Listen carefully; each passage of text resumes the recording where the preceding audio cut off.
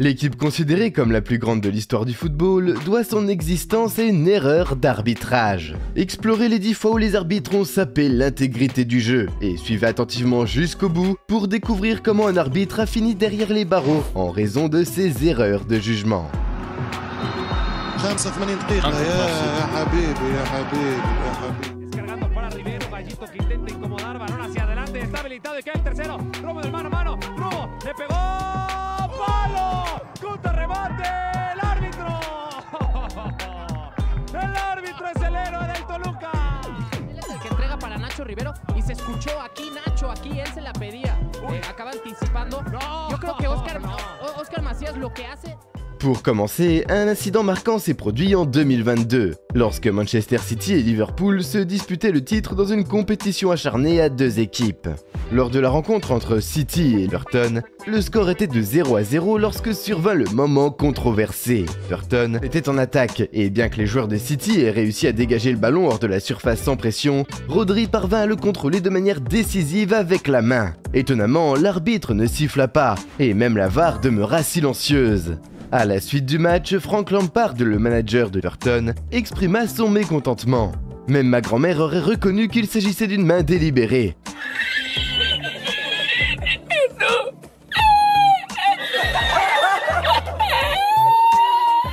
City remporta le match 1-0 et cette victoire influença le championnat, gagné plus tard par une marge d'un seul point, ce qui ne fit que renforcer le sentiment d'injustice.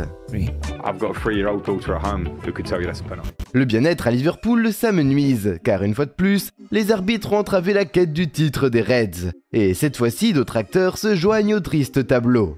Liverpool était impliqué directement cette fois-ci, dans un match en retard contre Tottenham où ils étaient en grande forme. Le face-à-face entre deux équipes invaincues en championnat promettait des étincelles, mais les arbitres de la salle VAR ont réussi à tout gâcher. Le but a été signalé comme hors-jeu. Normalement, avec l'introduction de la VAR, chaque fois qu'un but est marqué et qu'il est déclaré hors-jeu, l'équipe VAR devrait effectuer une vérification en utilisant des lignes rouges pour indiquer le hors-jeu ou des lignes vertes pour montrer que le joueur était en jeu. Cependant, dans cette scène, rien de tel n'a été fait, entraînant une défaite de Liverpool 2-1. Après le match, l'association des arbitres de la Ligue a admis une erreur dans la salle VAR, et la diffusion de l'enregistrement audio a révélé un véritable désastre. Des excuses ont été présentées à Liverpool pour cet impair. 2D line on the boot. 2D line on the boot. Yep, okay. So 2D line on the boot. And I'll stop. zoom Check in. complete. Check complete. It's fine. Perfect. Revenons en 2010, lors du 8e de finale de la Coupe du Monde opposant l'Allemagne à l'Angleterre. Les yeux du monde entier étaient rivés sur le match alors que l'Allemagne prenait l'avantage et doublait son avance. Mais l'Angleterre réduisait l'écart à 2-1. C'est à ce moment que Frank Lampard frappa le ballon de manière nette, ramenant le score à 2-2. J'ai été témoin de cet événement, tout comme les spectateurs dans le stade, mais apparemment, les arbitres sur le terrain n'ont pas vu ce que tout le monde a vu.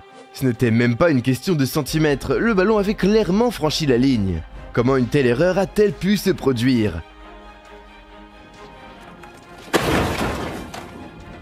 L'Allemagne a finalement remporté le match 4-1. Cette Coupe du Monde a suscité des appels en faveur de l'introduction de la technologie de la ligne de but dans les ligues du monde entier, afin d'éviter la répétition de telles erreurs et de faciliter la tâche des arbitres. La FIFA a donc accédé à cette demande, et depuis 2014, la technologie de la ligne de but est déployée dans toutes les grandes ligues. Cependant, même avec ces avancées, tout a basculé lors de la rencontre entre Sheffield United et Aston Villa en 2020, où les deux équipes se battaient pour éviter la relégation.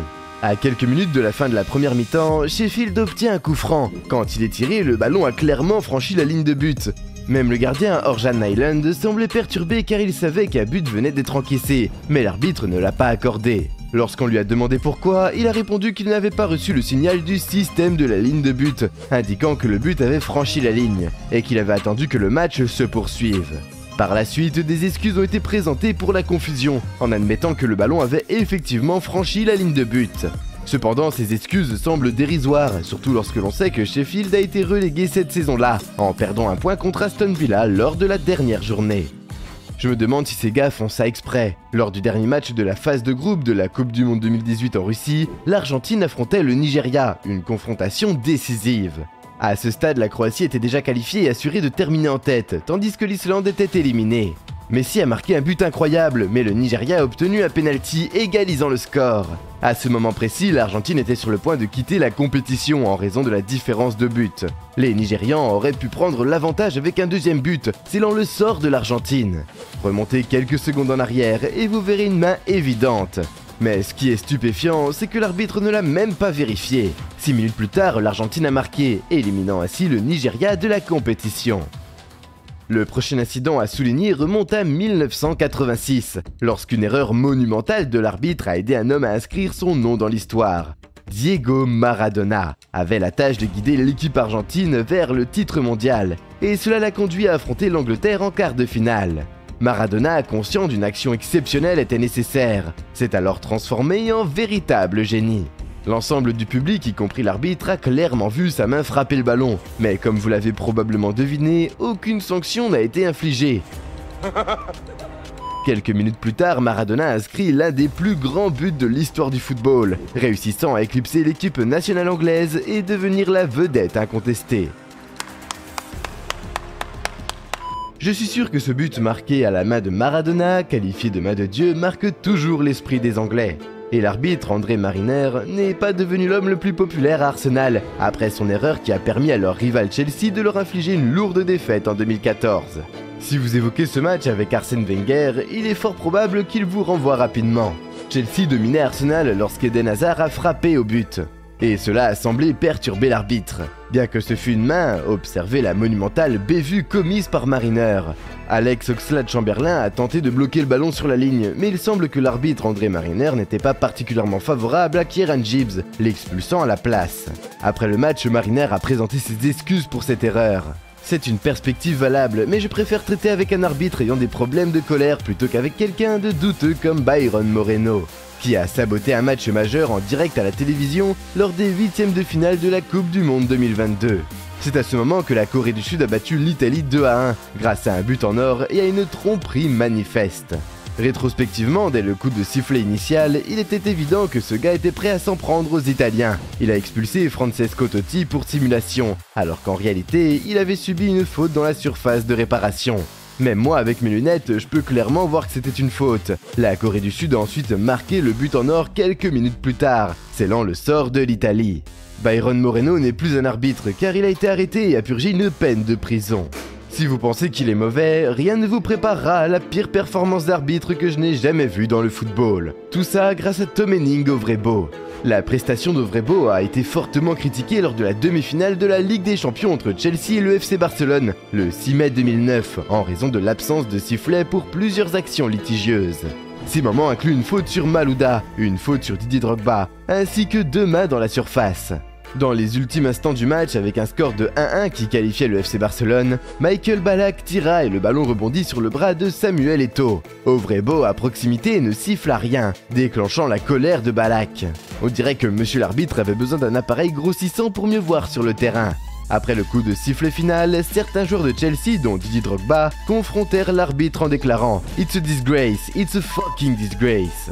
Des commentaires critiques sur l'arbitrage furent exprimés par les joueurs et l'entraîneur de Chelsea, Frank Lampard affirmant ne pas comprendre pourquoi 3 ou 4 pénaltys avaient été refusés à Chelsea.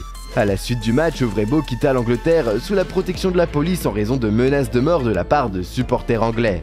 Ces menaces le conduisirent initialement à prendre la décision de mettre fin à sa carrière d'arbitre, mais il revint plus tard sur cette résolution. Nous terminons cette liste avec Gianni Sikazwe, arbitre zambien très controversé, qui s'était fait remarquer lors de la dernière Coupe d'Afrique des Nations, lors d'un match qui a tourné au fiasco. C'est un arbitre au parcours controversé. Toutes celles et ceux qui ont suivi la Coupe d'Afrique des Nations en début d'année dernière se souviennent forcément de cet arbitre zambien. Le 12 janvier 2022 a lieu le match Tunisie-Mali. Tout se passe bien sur le terrain et on joue la 86e minute de jeu.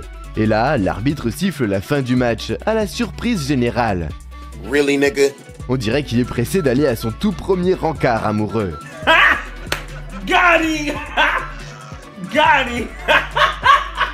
Évidemment, un match de foot doit durer 90 minutes. Ce coup de sifflet inattendu crée une véritable cacophonie derrière. Le match reprend, l'arbitre sort un carton rouge pour un joueur malien et derrière, il siffle de nouveau la fin du match alors que l'on joue la 89e minute.